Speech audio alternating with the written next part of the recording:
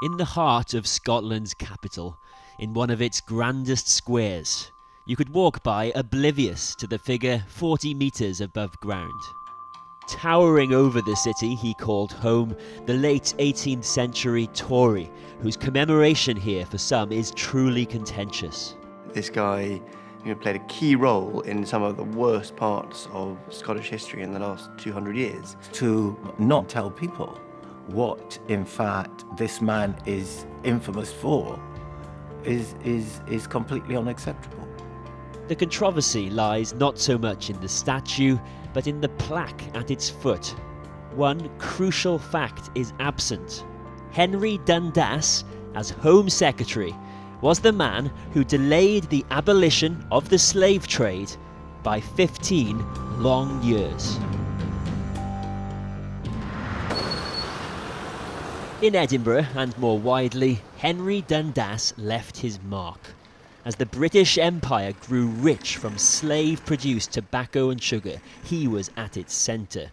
And as Secretary of State with responsibility for the colonies, made a call, says Sir Geoff Palmer, whose own ancestors were enslaved, which changed the course of history. In 1792, he decided to challenge William Wilberforce, who was trying to get, with others, trying to get the slave trade abolished. And Henry Dundas inserted the word gradual into the whole debate and got it carried. That delayed the abolition of the slave trade from 1792 to 1807, it's 15 years. It was one word from Henry Dundas that had thousands of devastating consequences. It's about 630,000 who were taken into slavery, who would not have been taken into slavery if Dundas hadn't said slavery had to be gradually abolished. And the fact that that's not on the present plaque is shameful.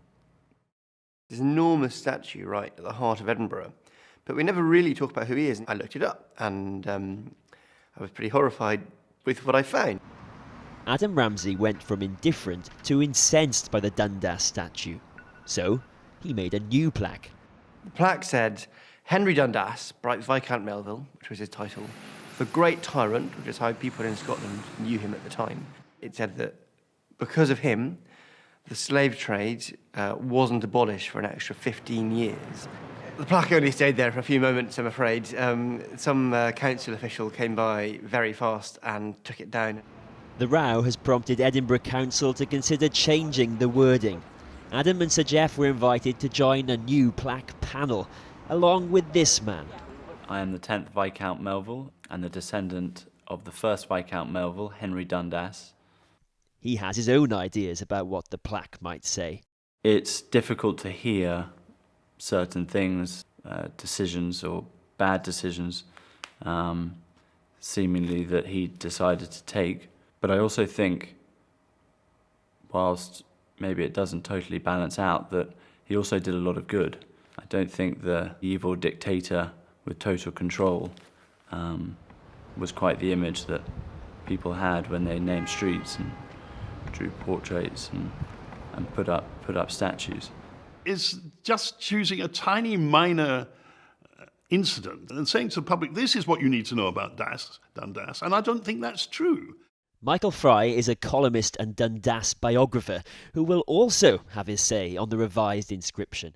He judged the right and wise thing to do was just to damp down the whole business so that nobody got too excited about it. That was his purpose, because there was no point in having an economy which had previously been based on slavery collapse. That would have served nobody's interest at all. What about the interest of the slaves, who would otherwise have been free? That remains missing from public view. After many drafts and redrafts, the panel can't seem to agree.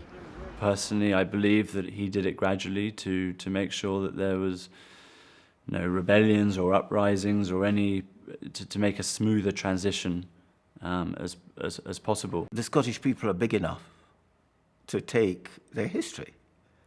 And they're big enough to be told that a Scottish historical person behaved badly. We're not a nation of covering up what we do. We're a nation of trying to look at something in the past which isn't right and to try to put it right. Edinburgh Council wants new words for the plaque by September, as Henry Dundas proved in sealing the fate of thousands in captivity. We may be judged in future by our actions today.